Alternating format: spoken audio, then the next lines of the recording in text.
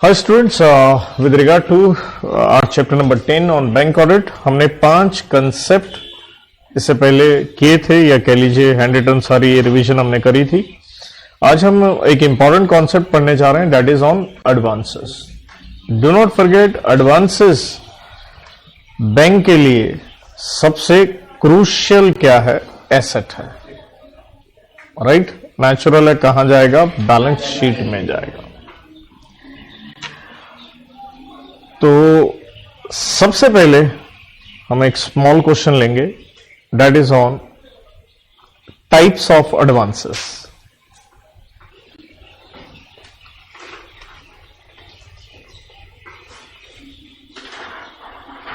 तो देखिए, एडवांसेस हमारे आते हैं दो कैटेगरी में। एक फंडेड एंड दूसरा नॉन फंडेड।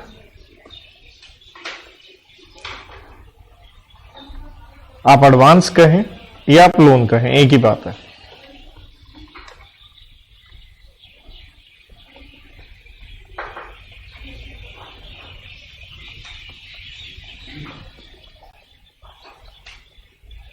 ठीक है, तो नाम से ही पता चल रहा है फंडेड लोन क्या हुए,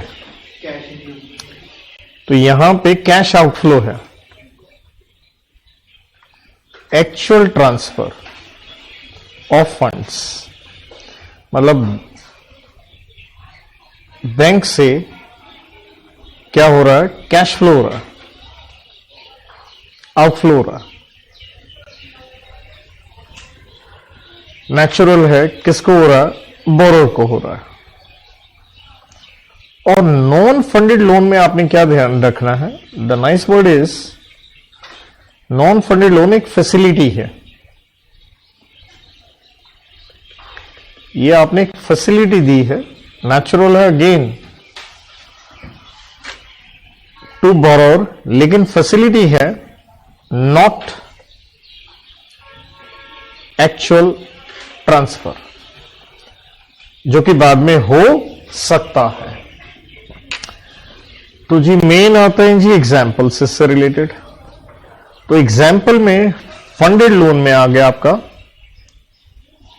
टर्म लोन्स, ठीक है जी, टर्म लोन्स 5 साल के लिए, 50 साल के लिए, वट एवर। देन इसे आप लॉन्ग टर्म भी कह सकते हो। देन अगर शॉर्ट टर्म की बात करें, सीसी, कैश क्रेडिट, ओवरड्राफ्ट, या कह लीजिए डिमांड लोन्स, जैसे आप कह लीजिए शॉर्ट टर्म। देन बिल, जो बैंकों से आप क्या करवा लेते हैं? Discounted and purchased. Number 4, participation. क्योंकि देखिए सिंपल रिवीजन है, तो एक एक चीज को डिटेल में मैं समझाने में जा ही नहीं रहा। ऑन रिस्क शेयरिंग बेसिस, जो कि मैंने कहा था गल्फ कंट्री से रिलेटेड, राइट? देन आ गया आपका इंटरेस्ट बेयरिंग, जो बैंक अपने कर्मचारियों को लोन दे रहा है, स्टाफ लोन। और नॉन फंडेड में आ गए जी आपके ऑब्वियसली एलओसी, पूरा लिख लेना चाहे, letter of credit, right? Letter of credit आपने दिया है। और जो असली चीज चलती है जिसे हम कहते हैं बैंक गारंटी, राइट? नाउ इन्हीं एडवांसेस की क्लासिफिकेशन,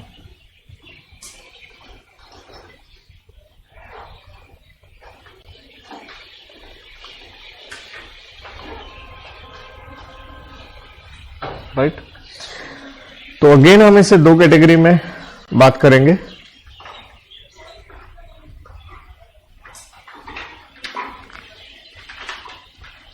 एक आपका सेक्टर वाइज, आप कौन से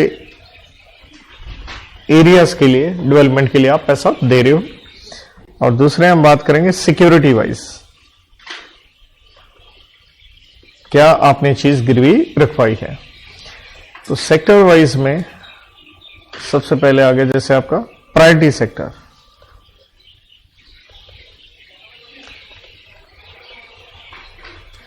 अब प्रायोरिटी सेक्टर कौन सा होगा? नेचुरल है, ये एज पर आरबीआई की क्या है, गाइडलाइंस है। सिंपल भाषा में अगर हम एग्जाम्पल दे दें, वैसे तो आप समझ ही गए होंगे, आपका एग्रीकल्चर हो गया, एमएसएमई हो गया, एजुकेशन हो गया, हाउसिंग कह लीजिए, राइट। तो इससे रिलेटेड इवन टारगेट्स होते हैं, मतलब आरबीआई ने इससे रिलेटेड इवन टारगेट दे रखे हैं कि आप इतना पैसा जरूर दोगे। तो ये हो गया जैसे priority sector. Then security wise कि गिरवी आपने क्या रखा है, तो इसमें हम दो तरह की सिक्योरिटी की बात करेंगे, मतलब सिक्योरिटी के नेचर की बात करेंगे।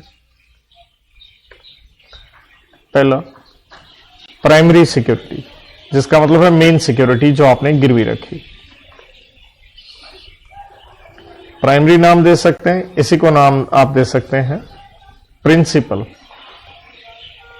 या यूं कह लीजिए मेन सिक्योरिटी। जैसे मकान लिया, मकान गिरवी रख दिया,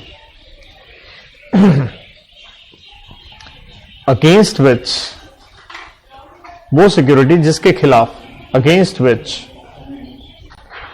क्रेडिट एक्सटेंडेड, जिसके बदले में आपने लोन दिया है। जैसे एग्जाम्पल में बात करें, housing loan. Number 2 collateral security, यह है आपने एक्स्ट्रा और एडिशनल कह लीजिए आपने security the.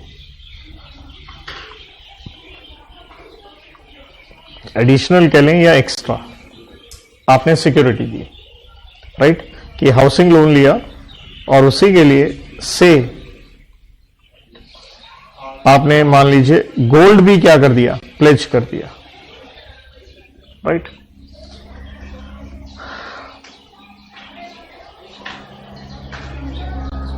Then the next question comes,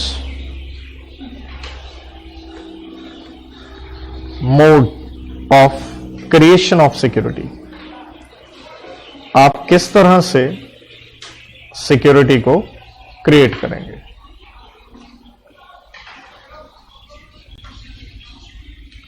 तो नंबर 1 जिसे हम कहते हैं मोर्टगेज। तो मोर्टगेज आप सारे जानते हो कि मोर्टगेज बेसिकली किस केस में होता है, इमूवेबल प्रॉपर्टी के केस में मोर्टगेज क्रिएट होता है, राइट। और मोर्टगेज के अंदर फर्दर 2 चीजें हैं, एक है रजिस्टर्ड मोर्टगेज। यहां पे आपने क्या किया, एक मोर्टगेज डीड कह लें या यूं कह लीजिए एक रजिस्टर्ड क्या बनाया है, डॉक्यूमेंट, और जिसके लिए कानून आता है हमारा रजिस्ट्रेशन एक्ट 1908, उसके अंदर जाके रजिस्ट्रेशन करवाई गई। नेचुरल है, साइन कौन करेगा, मोर्टगेजर करेगा।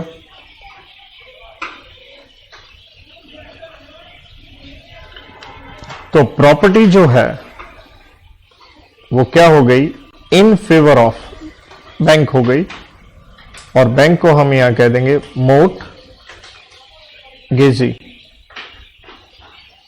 Right, as security. B point, equitable mortgage, आपकी कॉन्शियंस के हिसाब से जिसे हम कहते हैं। तो यहां क्या होता है, बाय मेयर डिलीवरी, सिर्फ रजिस्ट्रेशन नहीं करवाई आपने, डिलीवरी किसकी कर दी, टाइटल ऑनरशिप के कागजों की, टाइटल डीड्स रजिस्ट्री बैंक के पास गिरवी रख दी। Number 2 comes pledge. तो प्लेज जब आपने क्या गिरवी रखा, मूवेबल प्रॉपर्टी।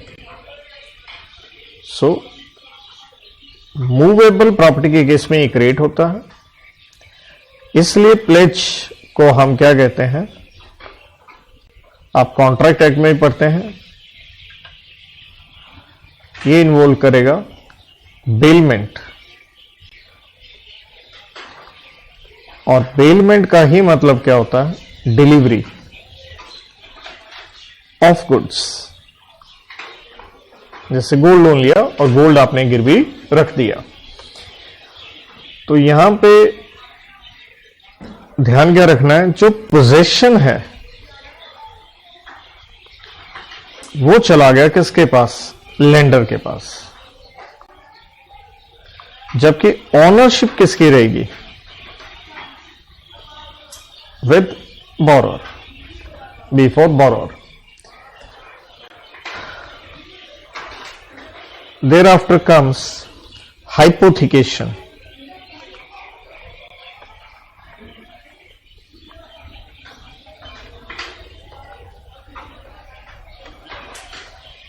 हाइपोथिकेशन अगेन किस केस में क्रिएट होती है, movable property,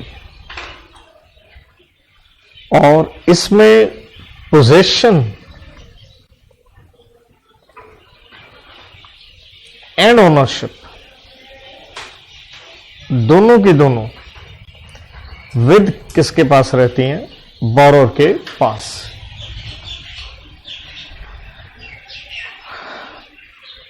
and movable property के भी एग्जाम्पल लिखने हो तो बेस्ट इसके लिए क्या है, दैट इज स्टॉक डेटर्स, जिसके ऊपर आप बेसिकली क्या ले लेते हो, सीसी, कैश क्रेडिट लिमिट। इसलिए इनसे रिलेटेड आपको बैंक को क्या सबमिट करनी पड़ती है, पीरियोडिक स्टेटमेंट, जिसमें आप क्वांटिटी, कितना स्टॉक है एंड उसकी वैल्यू, ये स्टेटमेंट बना के देते हो, और इस स्टेटमेंट के ही बेसिस पे on which drawing power, DP, drawing power is fixed, कि बोरोर कितना पैसा उठा सकता है।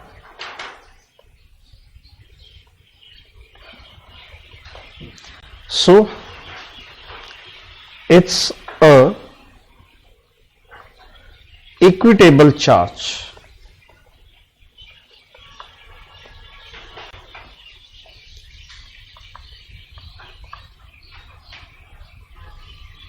जिसका मतलब हो गया बाय इक्विटी, और इक्विटी का यहां मतलब ब्रैकेट में लिखना हो तो लिख भी सकते हो, conscience and reason. Number 4 comes assignment,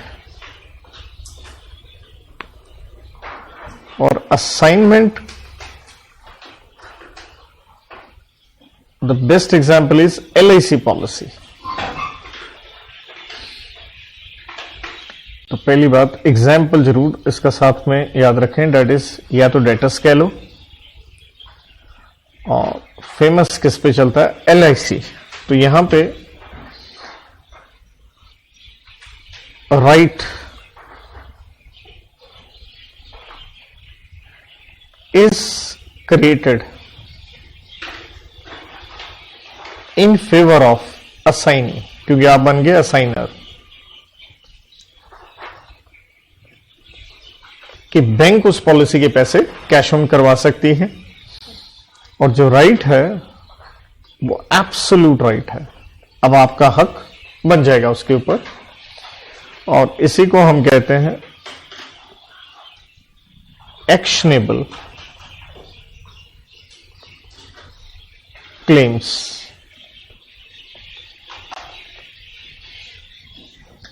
क्योंकि यहां आप क्या कर रहे हो, ट्रांसफर कर रहे हो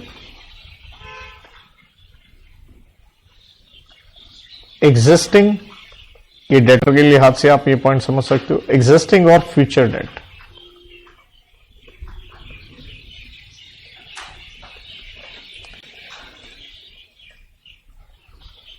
then comes set off. So set off का मतलब है बैंक का राइट, राइट ऑफ, चल तो यहां बैंक कह रहे हैं, राइट ऑफ बैंक है और स्टैच्यूटरी राइट है।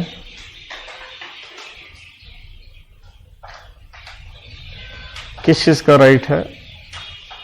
टू एडजस्ट, कि बैंक एडजस्ट कर सकता है।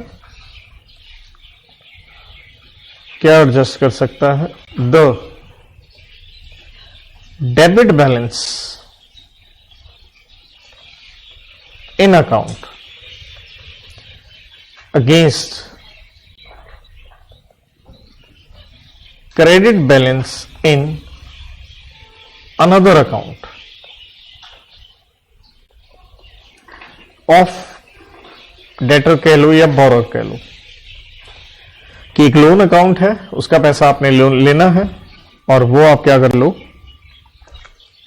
उसके सेविंग करंट अकाउंट में से एडजस्ट कर सकते हो। तो सिंपल लोन अकाउंट किसके साथ? करंट अकाउंट कह लो या सेविंग अकाउंट के साथ आप एडजस्ट कर सकते हो। और ये जो राइट है, अच्छा पॉइंट इसमें निकल गया था, all branches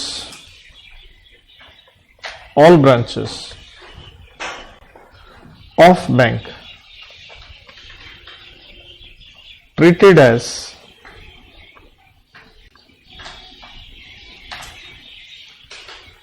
one single entity. Another beautiful point comes as a right applies also for time bar date. तो टाइम का यहां कोई इशू नहीं है, तब भी ये राइट रहेगा। And the last one in this category is लियन।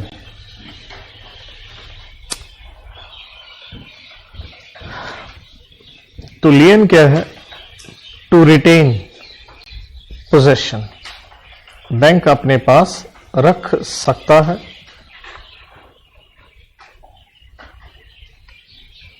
And cell dispose, अपने ड्यूज के लिए बेच भी सकता है।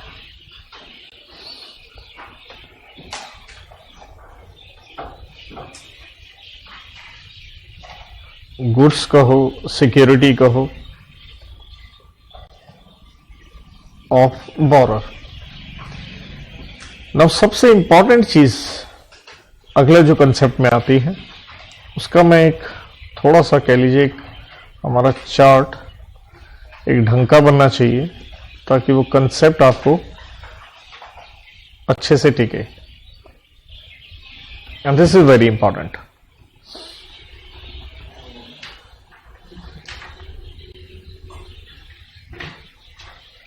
तो भाई इसे हम कहते हैं प्रूडेंशियल नॉर्म्स।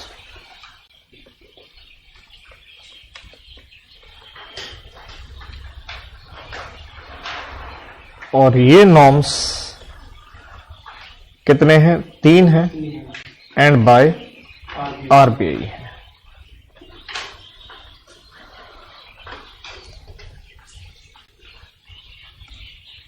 तो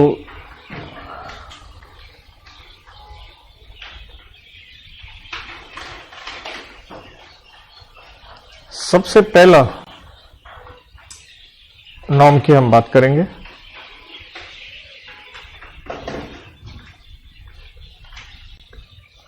that is classification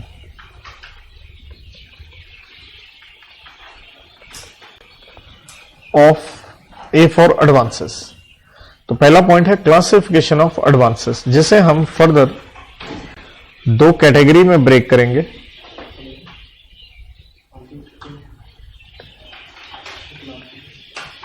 एक आपका स्टैंडर्ड लोन एंड दूसरा एनपीए।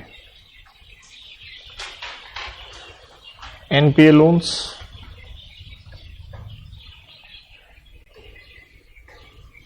स्टैंडर्ड मीन्स बढ़िया, राइट। स्टैंडर्ड लोन को further will break into two categories.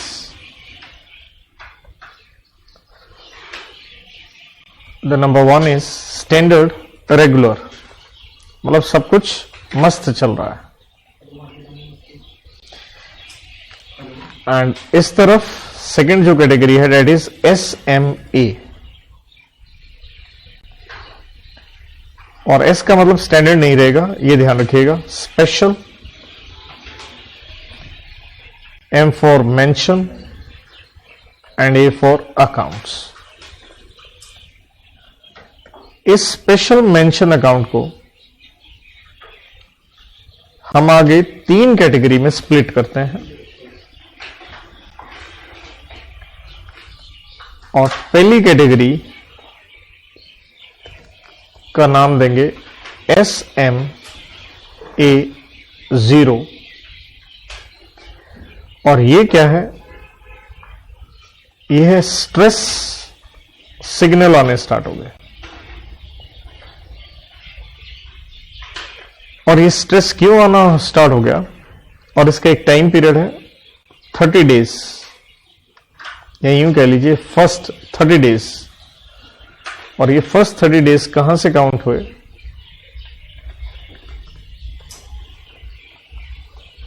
Due date जो थी, जिसका आपने क्या किया?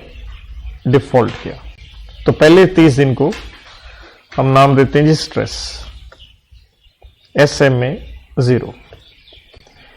सेकंड वाला SMA special mention account 1,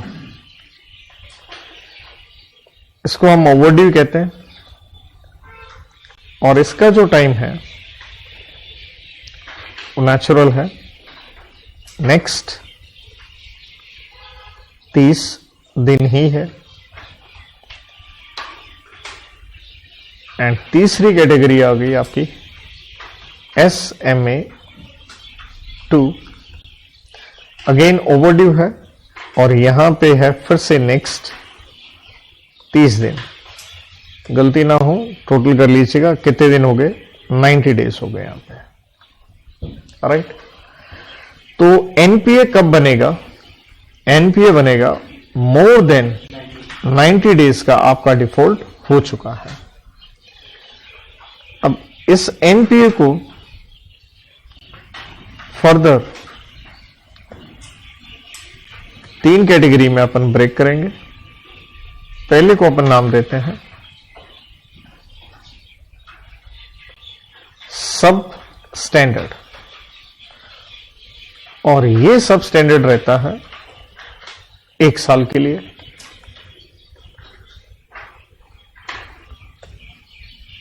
then आता है जी डाउटफुल. लेकिन डाउटफुल में याद ये रखना है, इसको हमें फर्दर ब्रेक करना है 3 कैटेगरीज में, D1, D2, D3. D1 आता है नेक्स्ट 1 ईयर, टोटल हो गए 2 साल. D2 नेक्स्ट 2 साल, अब हो गए 4 साल. तो D3 कब आया? आफ्टर 4 साल. ये ध्यान रखिए, मतलब यहां पे भी 1 हो गया, यहां 2 हो गया, तो यहां टोटल आपके 4 हो गए.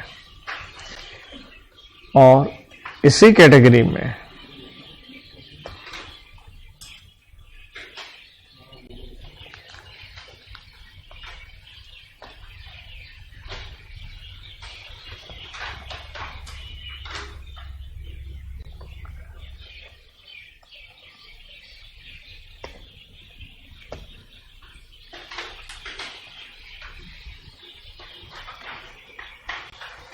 लास्ट जो आता है दैट इज लॉस एसेट.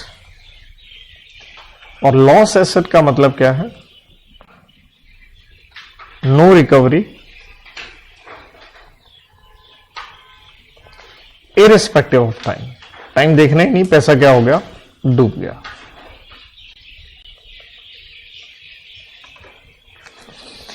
तो पहला नॉर्म था हमारा क्लासिफिकेशन.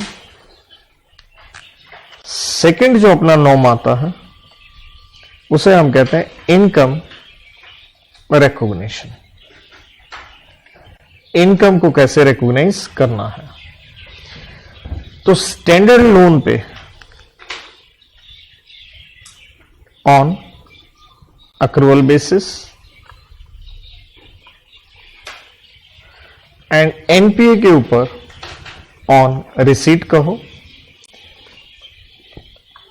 या आप नाम दो कैश बेसिस। तो ध्यान ये रखो, ये ऊपर से ही जो हमने क्लासिफिकेशन की थी उसी हिसाब से अपने पॉइंट्स इसी तरीके से आ रहे हैं। एंड तीसरी कैटेगरी आती है अपनी प्रोविजन के ऊपर।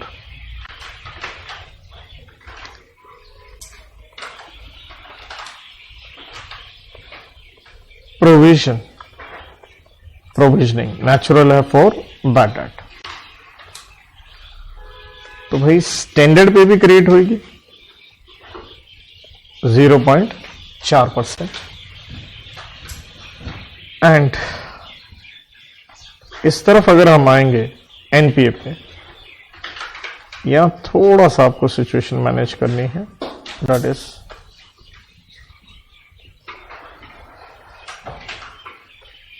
SS, that is substandard, D1, D2, D3.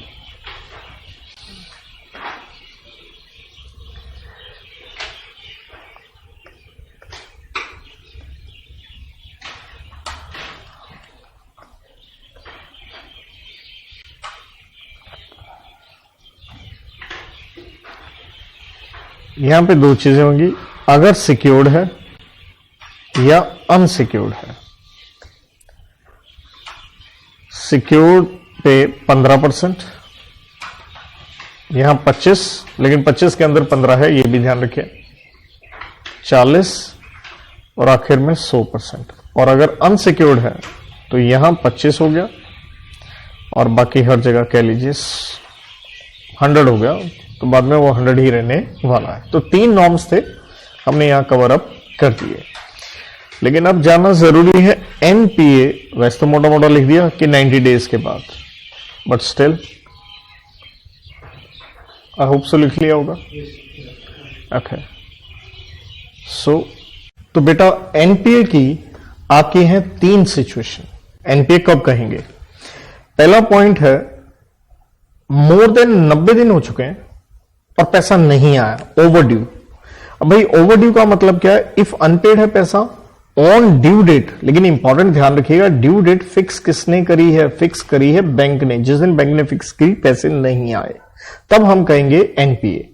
चाहे वो अमाउंट प्रिंसिपल है, इंटरेस्ट है या कोई भी है, एनीवन।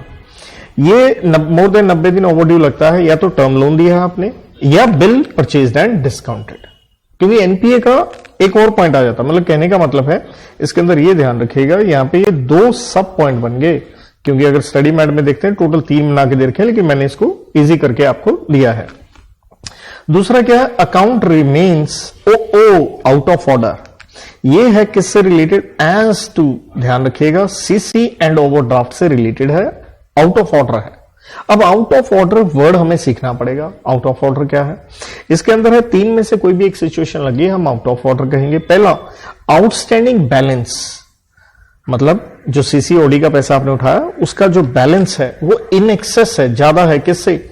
आपकी सैंक्शन लिमिट या ड्रॉइंग पावर से। जबकि हम कहते हैं वो उससे कम होना चाहिए, तो उससे ज्यादा हो गया, ये तो खतरनाक बात होगी। नंबर 2, अब सेकंड पॉइंट क्या? आउटस्टैंडिंग बैलेंस, लेकिन किसका देखना है? In principal operating account less than section limit या drawing power but no credits continuously. और आज कॉन्टिन्यूसली दिन कितने हो गए भैया? कॉन्टिन्यूसली दिन हो गए आपके 90। जैसे यहां 90 था लगातार, सेम वो point on balance sheet date. दोबारा समझें, देखिए बैलेंस जो है आपके, जो भी आपका अकाउंट चल रहा है, बैलेंस लेस देन है। क्योंकि ऊपर वाले पॉइंट में क्या था भाई? एक्सेस है। यहां तो क्या है? लेस देन है। फिर तो क्या हो गया? अच्छी बात होगी ना, क्योंकि यहां तो एक्सेस है, यहां तो क्या है? कम है। लेकिन दिक्कत क्या है? माना कम है, लेकिन लगातार आज 90 दिन हो गए उस अकाउंट में आप चवन्नी भी नहीं डाल रहे हो, आउट ऑफ ऑर्डर हो गया ना, ट्रांजैक्शन होती रहनी चाहिए। तीसरा है क्या है? क्रेडिट डाल रहे हो लेकिन वो इनफ नहीं है टू कवर व्हाट? इंटरेस्ट। तो ब्याज ही नहीं उससे निकल पा रहा, तो इसलिए कहेंगे हम आउट ऑफ ऑर्डर। और आउट ऑफ ऑर्डर अगर आपका हो गया है एज टू सीसीओडी तो ये बन जाएगा एनपीए। तो नेक्स्ट पॉइंट एक नोट्स में इंपॉर्टेंट आता है, क्लासिफिकेशन ऑफ एनपीए कैसे करनी है, based on the record of recovery, not on the security या नेट वर्थ ऑफ बोरोर और गारंटर। मतलब आपका अकाउंट एनपीए है या नहीं, आप पैसे लौटाने में कैसे हो, रिकॉर्ड ऑफ रिकवरी, ना कि आपने क्या गिरवी रखा है या आपकी पर्सनल नेटवर्थ क्या है, हमें उससे कोई लेना देना नहीं। हमें तो देखना हमारे पैसे की सर्विसिंग हो रही है या नहीं। तीसरा स्टार पॉइंट है, क्लासिफिकेशन जो करना है एनपीए वो बोरोर वाइज करना है, ना कि फैसिलिटी वाइज। जैसे हमने आपको याद ही होगा उदाहरण पढ़ा था, एग्जाम्पल, आपने हाउस लोन लिया है, साथ में एक और लोन ले लिया है कार लोन, माना एक अकाउंट ओके है, एक में गड़बड़ है, तो भाई साहब एक में भी गड़बड़ है ना, तो अकाउंट वाइज नहीं हमने एनपीए क्लासिफाई करना है। कैसे करना है, बोरोर वाइज। आप तो एक ही इंसान हो ना, एक भी अकाउंट में गड़बड़ है, आप गंदे आदमी हो, आप बन गए एनपीए।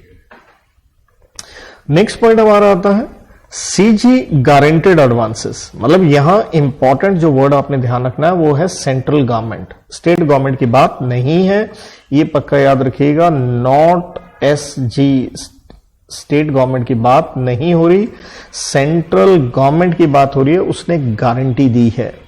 कहता है इफ गारंटी नॉट इन्वोक, मतलब आपने सीजी से अभी पैसे नहीं लिए हैं तो कोई टेंशन नहीं, आप अकाउंट को क्या रखेंगे, स्टैंडर्ड एसेट ही कहेंगे, एनपीए नहीं बनाएंगे क्योंकि सेंट्रल गवर्नमेंट गारंटी दे रहा है। लेकिन ध्यान रखिए, but regarded as NPA for income recognition, क्योंकि ब्याज तो आ नहीं रहा, इसलिए कैश बेसिस पे इनकम को अपन रिकॉग्नाइज करेंगे।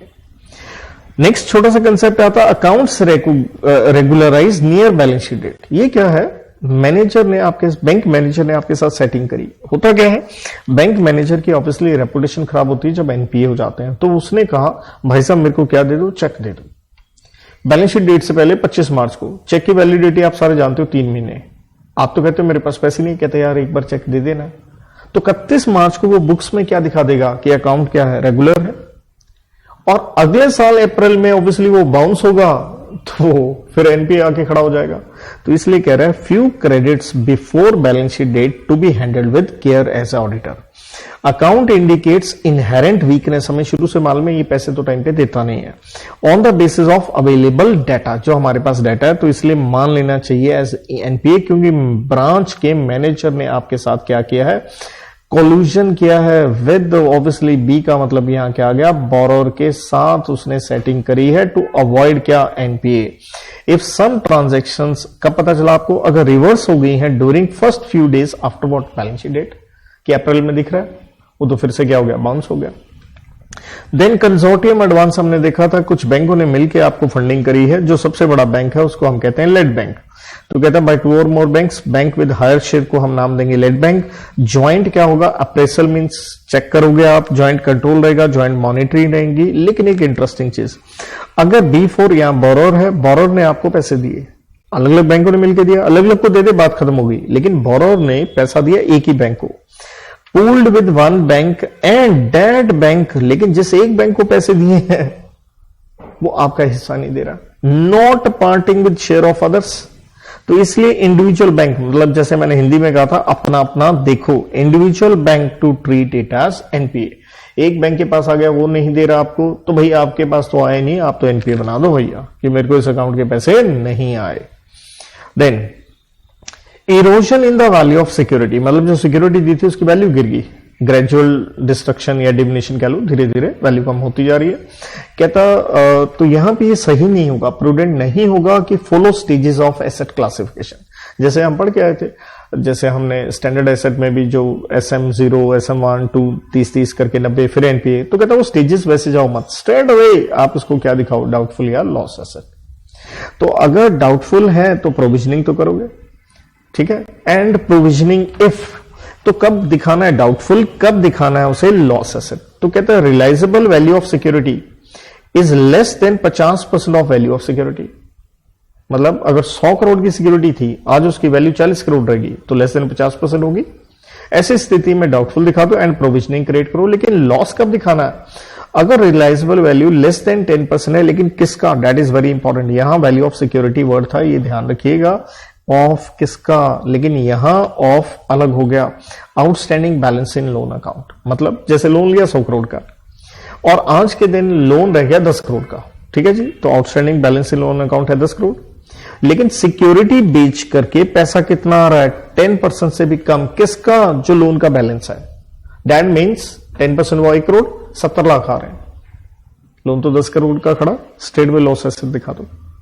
देन अगर आपने एडवांस दिया अगेंस्ट टर्म डिपॉजिट, एनएससी, किसान विकास पत्र, इंदिरा विकास पत्र, तो हमने कहा था ये तो बड़े स्ट्रांग होते हैं, तो एनपीए दिखाने की जरूरत नहीं है, प्रोविजनिंग दिखाने की जरूरत नहीं है, लेकिन इनकम तो एक्रूअल बेसिस पे आप दिखा सकते हैं, वो भी सब पॉजिटिव चल रहा है।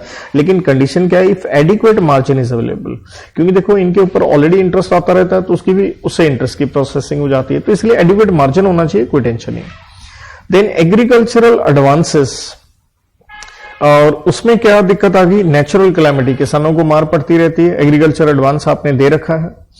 तो आरबीआई का इससे रिलेटेड एक सर्कुलर है, मास्टर सर्कुलर, कि इंपेयरमेंट कॉस्ट, क्योंकि ऑब्वियसली लॉस हो रहा है आपको, तो बैंक्स में डिसाइड ऑन रिलीफ मेजर्स। कैसे, क्योंकि किसान तो दे नहीं पाएगा, तो आप कन्वर्ट कर सकते हैं शॉर्ट टर्म लोन को लॉन्ग टर्म में, उसका रीस्केड्यूलिंग ऑफ डेट कर सकते हैं, टाइम पीरियड बढ़ा सकते हैं, उसको फ्रेश शॉर्ट टर्म लोन भी दे सकते हैं।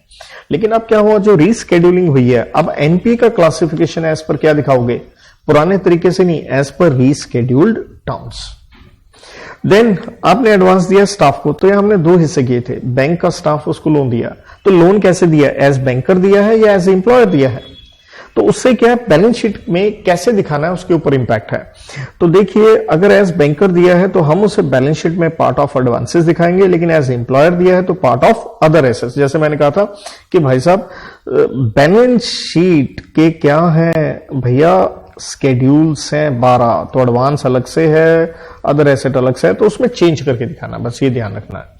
देन अगला पॉइंट फिर से एग्रीकल्चर पे है, एग्रीकल्चर तो सर ऊपर भी आया था, तो यहां क्यों कर रहे हैं इस तरह से, बिल्कुल स्टडी मैट को फॉलो करते हुए, जो मैंने आपको मेरी बुक दी है बिल्कुल उसी पैटर्न में, कि अगर आपने पूरा डिटेल भी पढ़ना हो हैंड रिटन के साथ, हाँ आपको लगे, क्योंकि हैंड रिटन की ब्यूटी क्या है, बड़ा कॉन्फिडेंस आ जाता है, इतनी ये चीजें मेरे को अगर टिप्स पे याद है, I can kill the paper. तो एग्रीकल्चर एडवांसेस को हम 2 कैटेगरी में बांटते हैं, एक है लॉन्ग ड्यूरेशन क्रॉप, जहां हमने कहा था 1 साल से ज्यादा टाइम लगता है, शॉर्ट ड्यूरेशन क्रॉप 1 साल तक। तो हमने कहा था एनपीए कब दिखाना, अगर लॉन्ग ड्यूरेशन क्रॉप है, एलडीसी है, तो 1 crop season, right, 1 crop season में भी 15 महीने, और अगर शॉर्ट ड्यूरेशन क्रॉप है तो हमने क्या लेना था, 2 क्रॉप सीजन, जैसे 5-5 महीने वाली। तो इसके बाद ड्रॉइंग पावर, तो एक लिमिट फिक्स कर दी है विड्रॉल की, और किसके लिए होती है drawing power, working capital, CC, cash credit limit के लिए।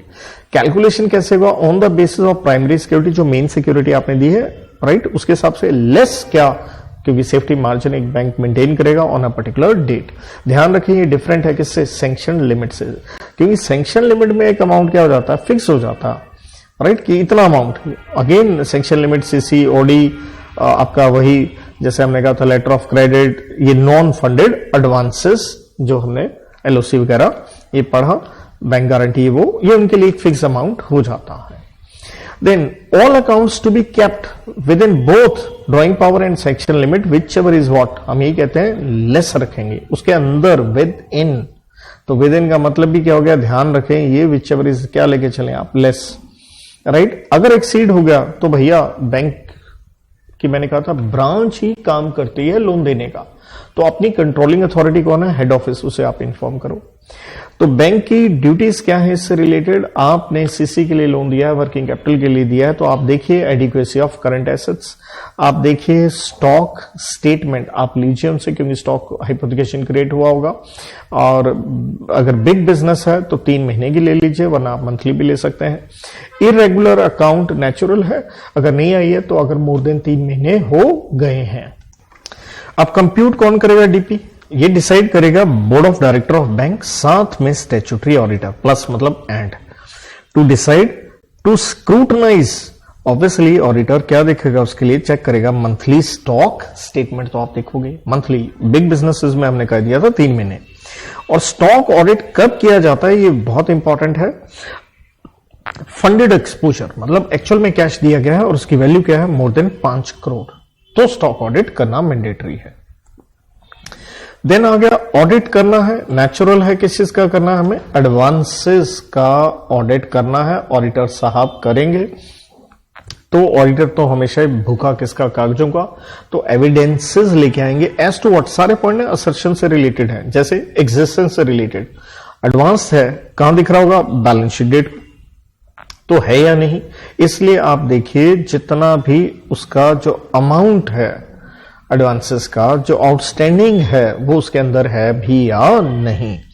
देन एग्जिस्टेंस ही चेक करने के लिए कि एडवांस वाकई में दिया नहीं, सपोर्टेड क्या चेक करेंगे आप, लोन डॉक्यूमेंट्स आप देखिए, जो भी डी डूड जो भी बने हैं वो सारी चीजें देख लीजिए। देन एडवांस रिप्रेजेंट जो भी है आप रिप्रेजेंट कर रहे हो, और वो क्या कर रहा है, अमाउंट ड्यू टू बैंक्स, मतलब जो भी एडवांस है तो अंडरस्टूड है बैंक ने पैसा लेना है तो राइट की बात हो रही है। कोई भी अनरिकॉर्डेड एडवांस ना हो तो ऑब्वियसली कौन सी असर्शन, कंप्लीटनेस की बात हो रही है। एडवांस दे रखा है तो जैसे हम प्रोविजनिंग वगैरह करते हैं तो वैल्यूएशन क्या होनी चाहिए, प्रॉपर होनी चाहिए on the basis of recoverability, या यूं कह लीजिए प्रोविजन क्या होनी चाहिए, अप्रोप्रिएट। दोनों पॉइंट किसके ऊपर लगे, वैल्यूएशन के ऊपर लगे, राइट, ये दोनों पॉइंट ऑन वैल्यूएशन है। प्रेजेंटेशन एंड डिस्क्लोजर असर्शन, देखिए हमने क्लियरली पढ़ा सेक्शन 29 लगता है बैंकों का, राइट, क्योंकि कंपनीज एक्ट की तो यहां लगेगा नहीं आपकी बैलेंस शीट एफएस बनाते समय, तो डिस्क्लोजर जैसे कहां दे रखे हैं, सेक्शन 29 के अंदर। किस तरह से आप सही कागज लेके आएंगे, that means sufficient and appropriate audit evidence about what, understood है अबाउट एडवांसेस। तो कहता एक, तो आप कंपनी का क्या चेक करेंगे, इंटरनल कंट्रोल, एंड यहां मैंने आपको कोड की दी थी दूसरा, आप क्या देखिए सबूत लेने हैं तो डॉक्यूमेंट को एग्जामिन करो, ओ से operation of account, operation of accounts की वो चल रहा है EMI REN रिव्यू करें। ऐसे सिक्योरिटी का एग्जिस्टेंस, उसकी क्या वैल्यूएशन, RBI के नॉर्म्स का कंप्लायंस, ए से अमाउंट क्या जो रिकॉर्ड हुआ वो सही है या नहीं, आपने क्या लगाइए एनालिटिकल प्रोसीजर। दूसरा डी से डॉक्यूमेंट, ओ से ऑपरेशन ऑफ अकाउंट, एस से सिक्योरिटी, आर से RBI के नॉर्म्स, ए से अमाउंट सही है या नहीं रिकॉर्ड, ए से एनालिटिकल प्रोसीजर। देन आप सब्सटेंटिव प्रोसीजर लगाएंगे, वो आप जानते हो हम दो कैटेगरी में तोड़ते हैं, तोड़ एंड एनालिटिकल। तोड़ को फर्दर कितनी कैटेगरी में, दो में, TOT test of transaction, test of balances वो लगाइए। लार्ज एडवांसेस, बड़े हाई वैल्यू आइटम, तो ऑब्वियसली उन सबको देखो आप। स्मॉल के लिए आप क्या कर सकते हो, सैंपलिंग कर लीजिए। Then evaluation of internal control over advances, क्योंकि यहां हम इंटरनल कंट्रोल की जानना चाहते हैं एफिकेसी, क्या इंटरनल कंट्रोल इफेक्टिव है भी या नहीं। तो इसके लिए जैसे हमने पॉइंट पढ़ा था क्रेडिट अप्रेजल से रिलेटेड, दो पॉइंट पढ़े थे। आप बोरोअर की देखिए, बी से अगेन बोरोअर ही रहेगा, उसके आप क्या देखिए क्रेडिट वर्दीनेस, राइट, उसके हिसाब से एडवांस जानना चाहिए।